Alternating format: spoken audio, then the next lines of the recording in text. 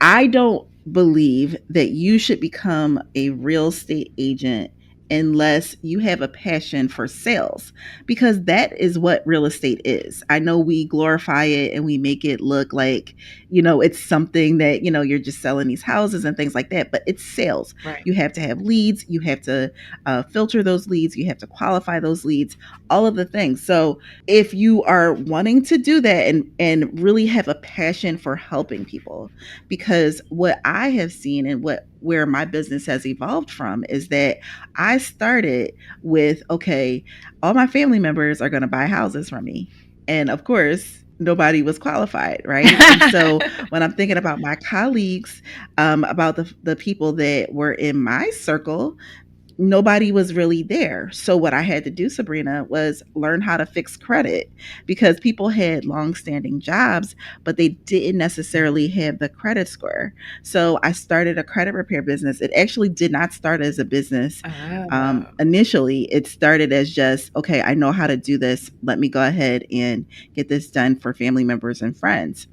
Then it evolved into another six-figure hustle, which was fixing credit, to go ahead and get folks into homes quicker. So I was able to really be able to figure out, like, okay, now I can get people into houses because I know how to fix their credit, and I became really good at it. So I don't recommend as a real estate investor, that you go that route unless you want to, help people a lot. Because being a realtor is is not just, it's not just, I'm gonna open these doors. Like, you have Right. to And have all the compassion for people rush people. in Yeah, right. You have to with have their compassion for people. You have qualified to. Mhm. credentials and pre-approvals. But on the other side of this, Sabrina, the other side is that the connections and the network that you build as a realtor can be beneficial to you as an investor.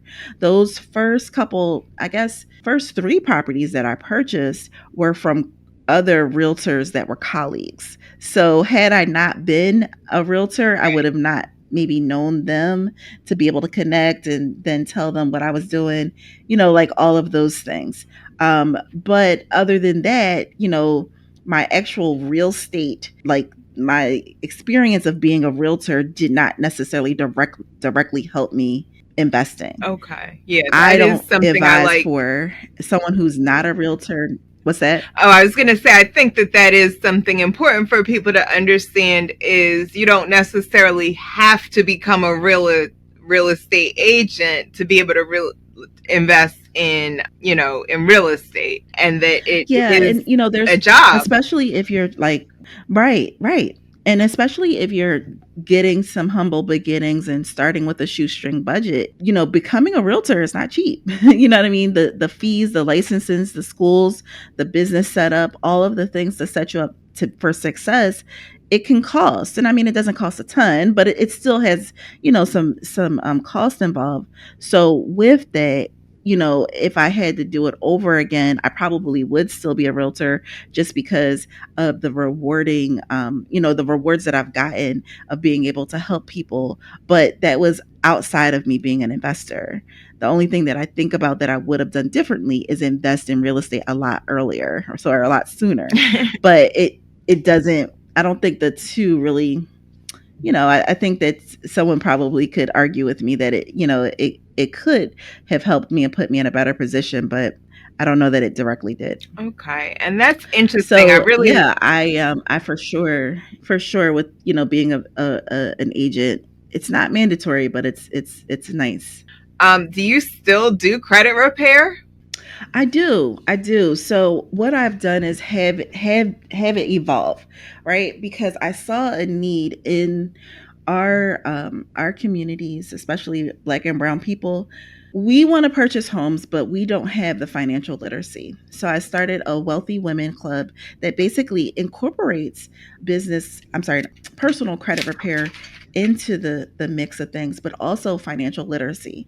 So one of the studies that I've done is that, you know, I think it's less than 40% of women don't maintain a household budget.